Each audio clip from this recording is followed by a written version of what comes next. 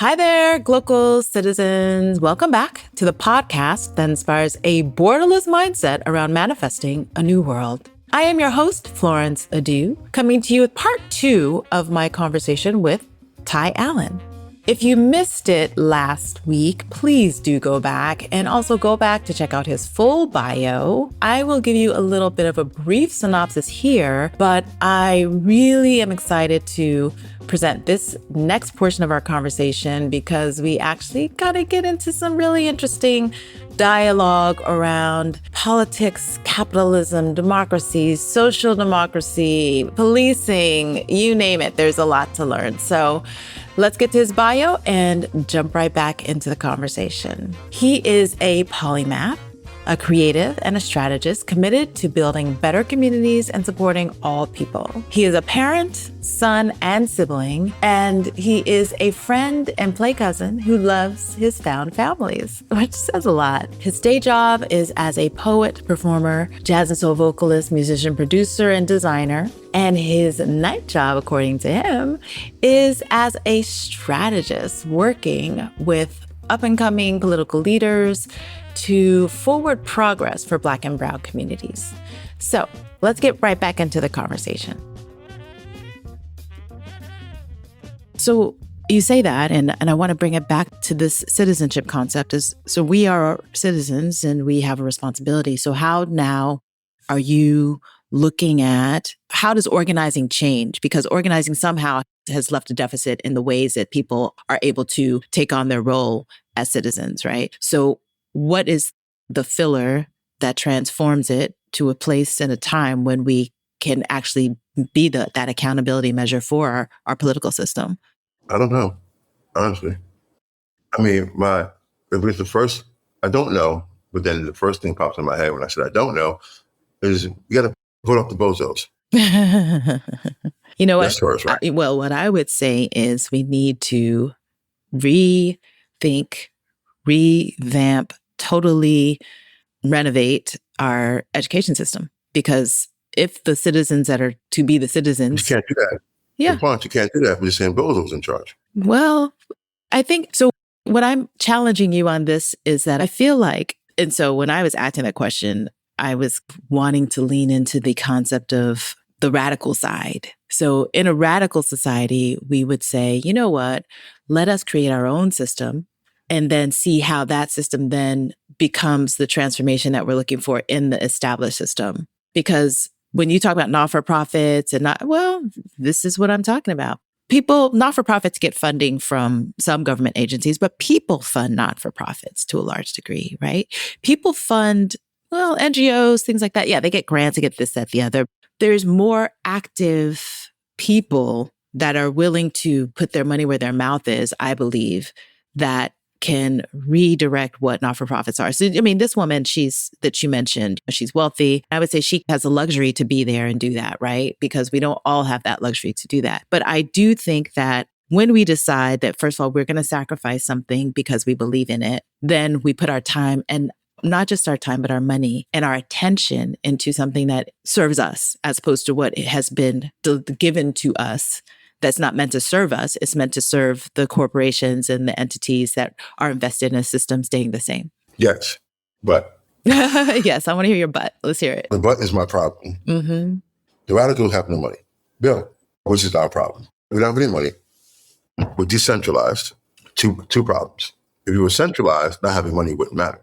But we don't want to be centralized because radicals are afraid of too often are afraid of process and organizing. They all want to do their own thing. That's why DSA is great. And that's the Democratic Socialists of America. But they don't, what's the Black agenda? Within DSA? Mm-hmm.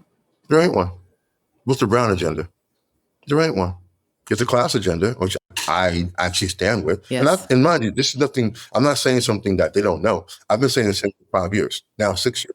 I need you to have a Black agenda. Right. I can give you a Black agenda. Mm-hmm. I will literally give you I've said it, I will give you a Black agenda. Mm-hmm. I guess you would argue that their socialism is a class construct. And if we get class right, then we'll get race right. And that is misguided, obviously. It is stupid. Yeah, I went to a DSA. I was telling you earlier that I went to a DSA event. And what I did notice is that there's a lot of hopefulness because there's a generation that missed being active, right? And then everyone is angry and wants to be around something that's hopeful. However, to your point, I want to say that agenda that would organize people to be even more involved, because I think that's part of the problem too. If there's not something that speaks directly to them, they're not going to say, oh, yes, this is great, right? So there's this apathy about, okay, well, I'll just be a Democrat because we know what they kind of do. And this DSA, it's like, maybe so on and so forth. So how does that change? Because what you're proposing is that we're stuck in a party system. No, that I can answer. Okay, let's hear it. Let's hear it. It changes when you show up in ways that are familiar to someone. I use dating as a way. I always use dating. You're a woman. You've dated before. If person A and person B are both good looking, fit all the things that you decide are nice, that makes you, get your toes twinkling, whatever, the eyes winking, and they both want to take you out to a fancy restaurant. This sounds good, right? Sure. Person A says, all right, makes plans, that are clear plans, and will meet you on Friday. Person B, with clear plans, will meet you on Saturday, or even Friday. Up to you. You're still liking it, right? But person A also says to you, hey, take this little money right here. I ain't got much. Buy some groceries for the week and some shoes for when we go out. Which one starting to look a little cuter? Well, you're asking the wrong person, but yeah, for most people it would be, oh yeah, okay, you're offering me something more, something to sweeten the deal. Yes. So they're both morally capable. Yes. Both good looking. Might even both be great in bed. All the things that are right. But the person who's shown interest for your daily, a little bit more effort. Yes. Is the person you're going to go, okay. At the very least, you're going to go, let me look at this a little deeper. Sure. I have been telling everyone for the last few months, we suck because we keep talking like we're social scientists, not like regular people. Very good point. Very good point. But to your point, politics around the world, and I can say this, my experience, particularly in Africa, is that taking interest in your upkeep serves as smoke and mirrors for actual voices to then be involved in the political process. So a politician will come around and dash out food, sometimes take care of family members, that type of thing. But when it comes to the issues that really impact their overall lifestyle, their economic well-being, their schools, their education, nothing. But then you can't do one or the other. That's what I mean. The second part is the dinner. The first part is the daily upkeep. And daily upkeep is not taking care, in the political sense, it's not taking care of you. It's not graft. What you're talking about is grifting and graft. Well, I am to some extent, but It's the concept in the people's minds. So you say we need to talk to people like people. Right. But I'm talking about, what can I talk about without giving too much information? There are 65 people who are looking for homes, but don't know where to go. Mm-hmm. If I'm running for city council, I'm good. I use this even better. During the pandemic, we had a chance to buy turkeys for Christmas. Okay. Councilmember Osei and I decided we're not doing it. Everyone else did. And people noticed that we didn't do it.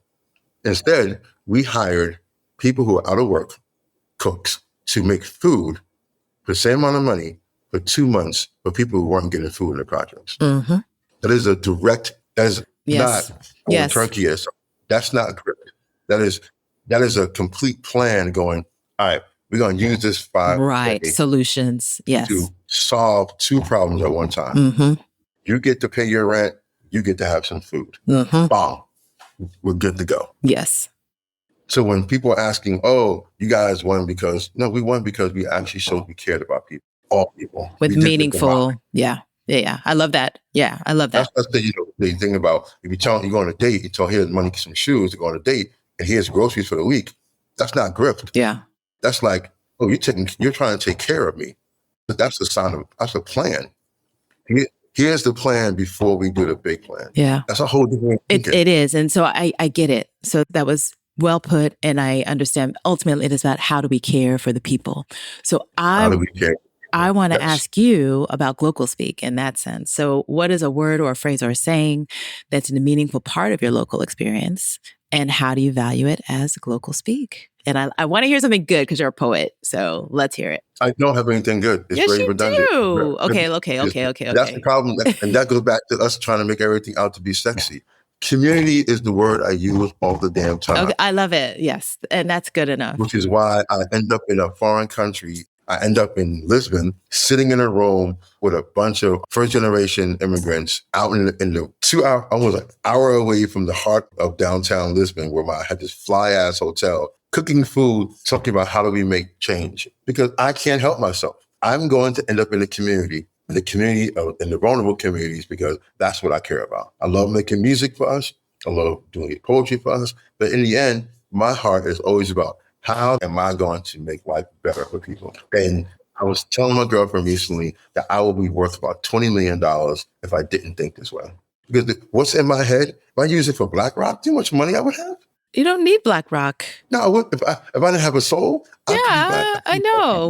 What I'm trying to impress upon everyone is that, well, it's like, imagine they don't exist because that's how we need to. Well, imagine they don't because that's how we need to exist. We need to imagine worlds where our exploiters are a non-factor, right? So you are worth 20 million. You're worth more. You're worth more than, I think we also have to divorce ourselves from this idea of money being such a determining essence. I mean, hello, I'm a social, I guess socialism is something that is quite meaningful to me, right? And so in that sense, we take care of everyone's basic needs. And then it allows for those who have specific pursuits, specific interests, et cetera, in an ideal socialist situation. So it's not like, so you're describing, and I'm sorry, I'll make sure we make this clear. You're not describing socialism. You're describing social democracy. And that's, I don't know if I'm describing that. You're completely describing social democracy. Okay. Because socialism is about government control over something. It's completely government control over resources, government control over daily operations. Social democracy is creating an opportunity for everyone to have. So there's a safety net. But then you can go in your pursuit and be a millionaire or be a painter or whatever it is, but you're always making sure that you give back to the community, that you're making sure the community wins, which is why a place like Denmark and Norway. Yeah, there's social democracy. Yeah, social. Yeah. So a lot of millionaires, and there's a lot of millionaires in Denmark, but they fight to make sure that the people all have. That's the government's role, right? Because I have Danish friends who are annoyed. Well, I have Danish friends who are wealthy and are annoyed that they have to pay so much. Yes, but you know what they are now annoyed about? They don't have robberies on the realm that other people do. True. So there are people who are greedy, and I have some friends who are in Malo who I love, and one of them, she travels the world, and she's like, I make sure I pay my taxes because everyone can't do this. I want to make sure people who are back in Malo can do this. And I love this. I met her because I'm a socialist. I met her. I'm a social democrat and socialist. I'm actually a socialist. Yeah. I don't think socialism works. Well, I think that, so that's why, like, in the sense of what we understand as socialism, right? So my last foray into understanding this was Nexus. So I read Noah Yuval Harari's book, Nexus. And he outlines all of our different social movements that have taken us to this now technical movement. And I want to get into your head a little bit about technology and what AI means in your work and in this vision of a social democracy or a socialist culture. So why I say more of the social side than the democracy side is because, again, I'm finding it hard to align with what is the democracy because I feel like people don't know what they are supposed to do. So until and unless people know what they're supposed to do or can do, we don't have democracy. And so to the extent that we start with giving people all of the things that make them, food, shelter, at a proper, there are always going to be us who are more creative. There are always going to be people who want to do different things and want to do more. But I feel like, sure, we can keep some of these things, but I think we just need to use our imaginations to think differently about how we organize on smaller scales and build from there. All right, so I think you're saying two things. So I'm gonna not push back. I'm gonna present them. Okay. I think your concern is not socialism as a political system, right? Or excuse me, I lied. Now, democracy is a social system, political system. You're concerned about capitalism as an economic system. Yes. Democracy can exist outside of capitalism. Maybe. It can. No, there's no question. I mean, supposedly, yeah. Okay. And on that, democracy can exist outside of this republic system. Yes. I feel like it probably actually lends itself. You know it does. You've seen it. Yes. You've been to London. That's not a republic. Yes. That's a parliamentary system. Yeah. Yeah. I'm not saying it's better. I'm saying, but we know that it can exist outside of this three-pronged republic system. Sure. We know it can. We know it has in the past. Yeah. We've seen examples in Rome before it became an empire, and there are examples in Greece. So we know it can. Okay. And we also have seen examples of this. People talk about Dahomey, which I'm not a big fan of, but Dahomey ascension. Why do you say that? They're slave traders. That's how I love and I hate. Okay. Mm-hmm. But I understood what they were doing at the time, but I'm not a fan of it. Okay. But I do. But Dahomey ascension to throne was almost very much, there was a council involved to represent the people. Right. Exactly. Mm-hmm. So we know these things can exist. Capitalism, as we see it today, is not capitalism because the tenets of capitalism are not being followed. We know it's not being followed. We know because there are things in capitalism in America that slavery is against Adam Smith. He thought it was terrible and does not lead to our fruitful nation and creates division, which we can see, and it does. It literally did. We saw that it did. I said earlier about the city-state program is supposed to make sure your people exist. You can exploit everyone else, but at the very least, you're not supposed to exploit your own. So this is not capitalism. This is something that's oligarchical, it's despotic. It's always been oligarchical, actually. It's never not been oligarchical in terms of the economic realm. And it's not built to defend the poor. It's built to exploit the poor and middle class. That's not capitalism. I'm just saying it. I'll say it to the day I'm dead. It's feudalism with better shirts. You didn't get a hoe, you didn't get a pick, you got a laptop and a cell phone. It's the same exact shit. Okay. So we need to, this is where the social democracy aspect comes in. One, the rich need to pay. Two, the working class and poor need to be more involved, as you said, in the civics and working on what they can, because everyone can't be rich, but everyone can be engaged.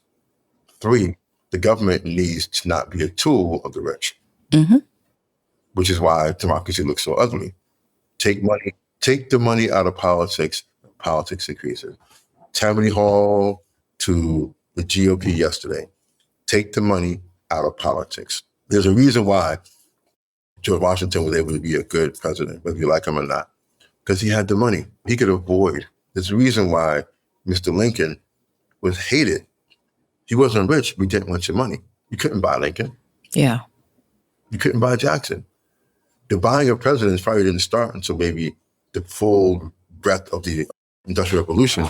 You had the Carnegies. You had all these folks who were, oftentimes it was the agrarian class who had the access and time to be politicians anyway.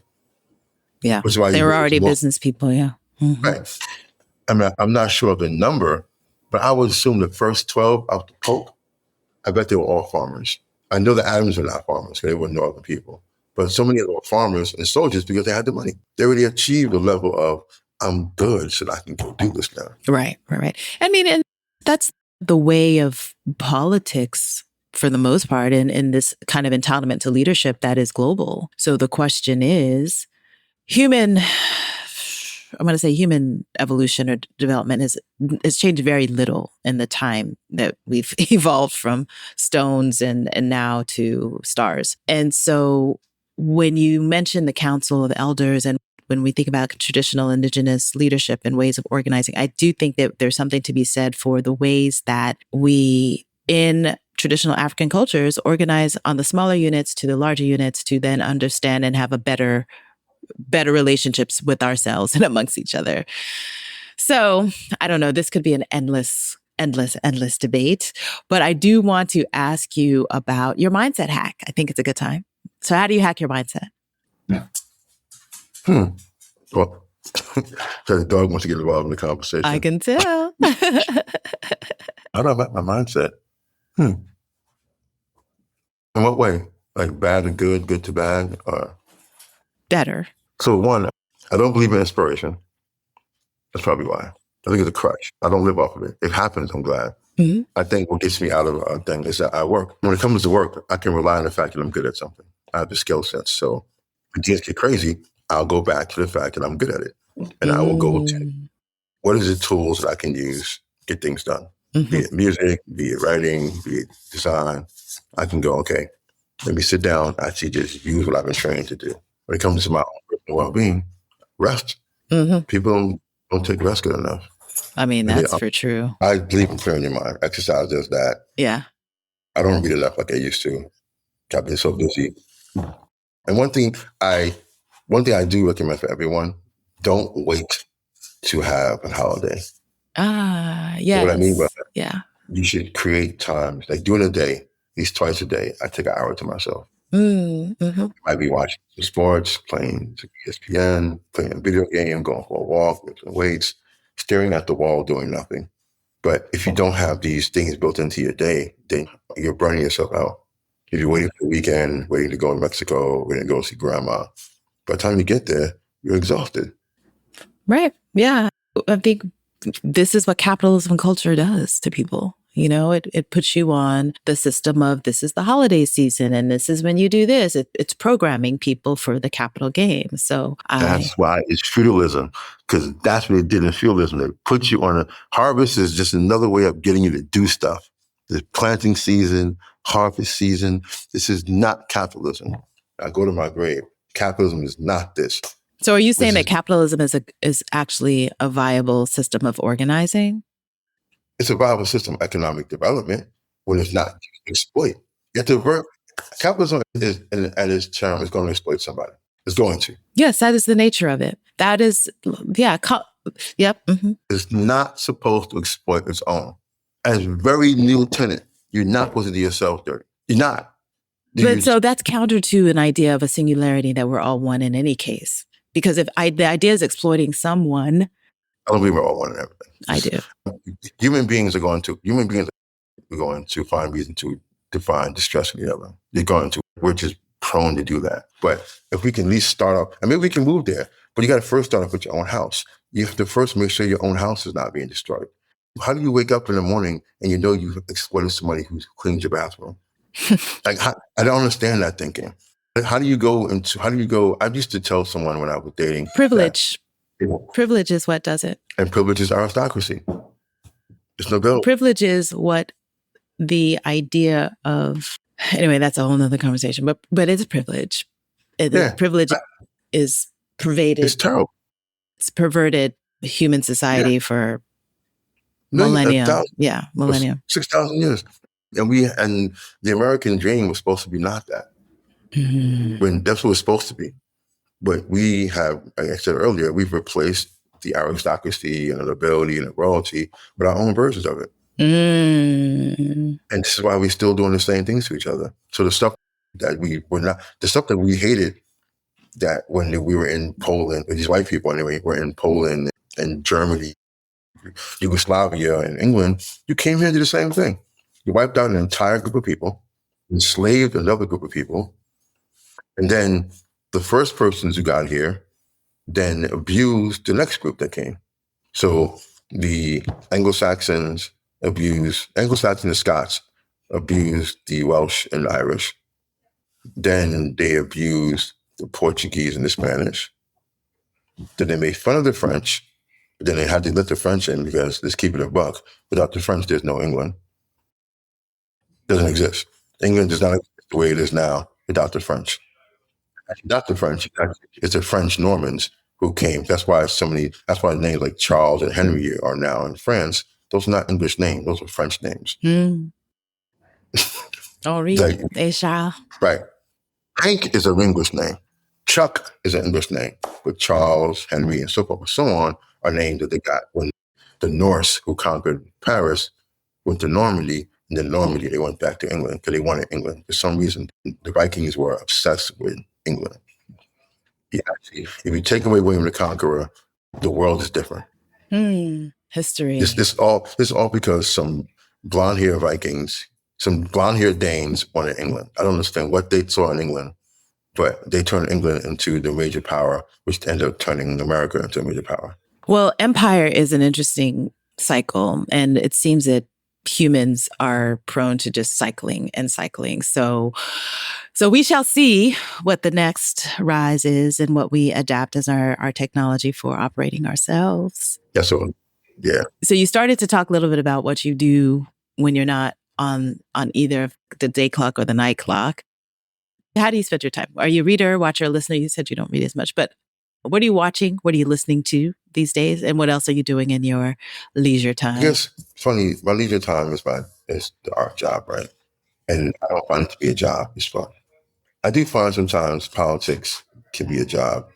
But this week is a job because I have people who aren't listening.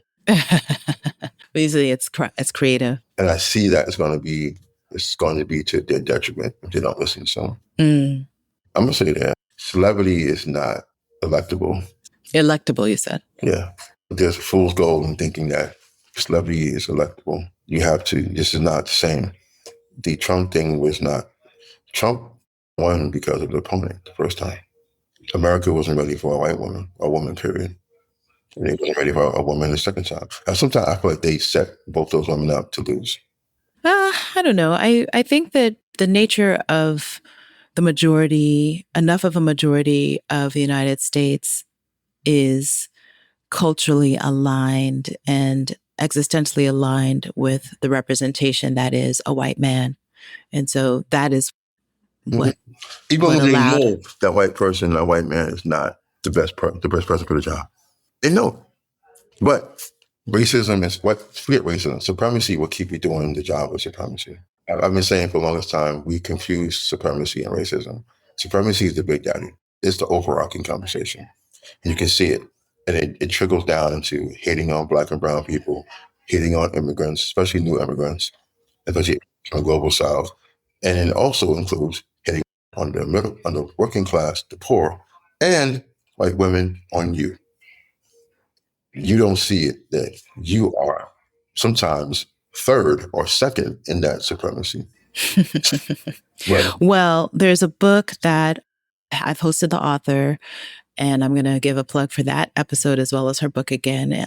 Anna Malika Tubbs. The book is called Erased: What American Patriarchy Has Hidden from Us, as another, reiteration of what you have just said. So you're not reading, but I'm going to suggest that to you and to our listeners again. I'll probably read it, and I'll probably spend the entire time going, Yeah. Because I realized this more when I was working in West Virginia. I was doing a lot of work out there with CDC, and I was looking at the way we talk. The white men were talking about the poor, the vulnerable, and the women. And I just stared. And I was like, I knew this already because I've been paying attention, but you're validating my point. If you look at Utah, they're killing the poor whites. What do you mean by literally unaliving them? Yeah, the cops. Okay. Or it was not death. You can see that they have to abuse somebody. Police are bullies. The way they're constables are not bullies, but police are bullies. Constables, and even the reason why they're around is different. And the police, and I'm going to end with this because I need to say this, and I'm over people saying this. The police in America are not the result of slave patrols. I'm going to say it again. The police in America are not the result of slave patrols. It depends on where the police originate. In the South, yes, slave patrols. In the North, it's because of politics. In the West, it was to control new immigrants, new settlers, and the Indian problem and Black people. Different reasons, and it shows in how they dress and how they think and how they commit their atrocities.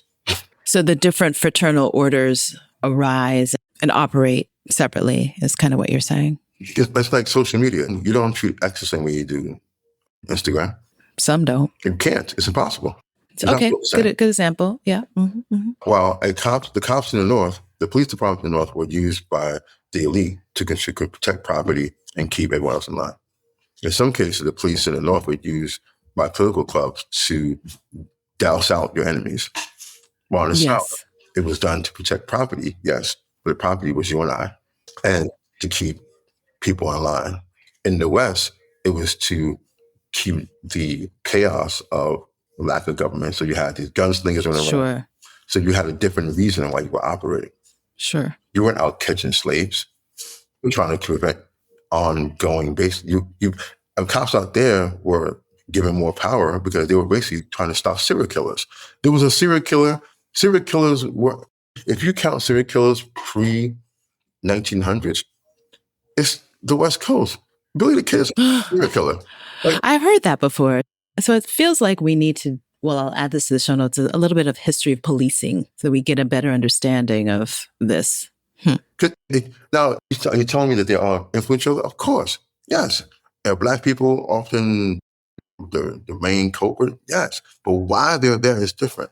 Which is why you see, it's how they dress. You look at a cop in the West Coast, looks like a cowboy on the west side of the world. The boots are longer, the pants are tighter and different. While the cops in Pittsburgh, D.C., New York, Pennsylvania look more like officers. Military. Yeah. Mm. Not bad. Interesting. I've never ventured to think about that, but it's food for thought. Huh. Yeah. I wonder if I'm going to write a book on that. Once I tell people, they go, oh shit, that makes sense, because you start to see the regional difference. And the difference, region and locale and reason will help explain. Well, no, that's what I'm saying. I said it wrong. I said it the other day. Your past habits will determine your future. Sure. And so organizations. Okay. Your past habits will determine your future. Yes. I mean, there's a lot to that. I cannot disagree because, that is. But it ties into your question.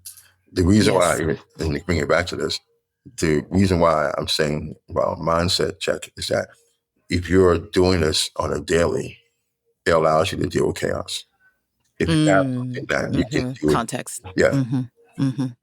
I know that I mean, I have a bad attitude. I'm prone to violence. I know these things. I'm completely aware that I've tried to throw people out windows. I know what I've done. I completely know this person. So in moments where I know that's about to happen, I turn things off. I have set up things in my head from which I can then go, who do I call? And what do I do to bring me back from 13 or 77 back to 6? Like yesterday. That's like you joke about when to fire this girl because she said something stupid. And I was like, this white girl lost her damn mind. She does. So let me just dial this back. It's like a second white person this week to say some craziness to me. I'm like, oh, y'all lost your minds. Okay, let me turn this off. Pull back. The person I would have always called, she passed away, so I didn't call her. I called her in my head, though. And I was like, well, Cynthia would tell me to chill out and go for a walk. So I walked from Dumbo House to the studio, called my brother, and one of my philosopher friends on the phone with my brother. I told him what happened. They were like, damn, you didn't call her back, did you? I was like, no, I know better. I'm a hothead. But it sounds like it was a serious type of, it was child breakdown. Right? Yeah. Yeah. It wasn't a breakdown. She knew what she was doing. Well, communication. Okay. Well, yeah. Whatever the case may be. Tai, I know that you and I both have to get on with our days. And I want to thank you so much for this insight. This has been one of the more different conversations that we've had. I hope our audience really likes it because I've enjoyed interrogating a lot of thought and issues with you and frameworks for how do we move the dial. And so on that note, before we go, do you have any last thoughts you'd like to share with our listeners today? Protect your mind, protect your heart. Things are going to get crazy.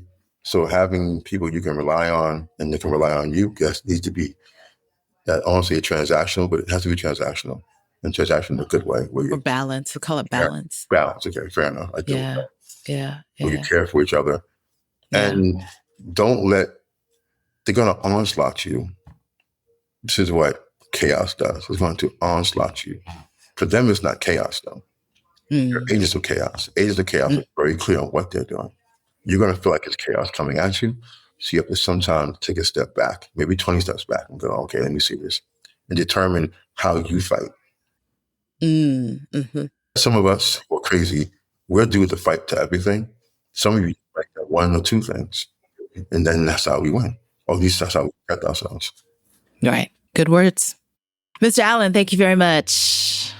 Thank you. Yes. All right, global citizens, this has been another episode of the podcast. You can catch us Tuesdays with new episodes at globalcitizenspod.com or wherever you get your podcast. Please do like, share, subscribe, leave us a review, reach out to our guests. We'll have really rich show notes once again. And as always, bye for now.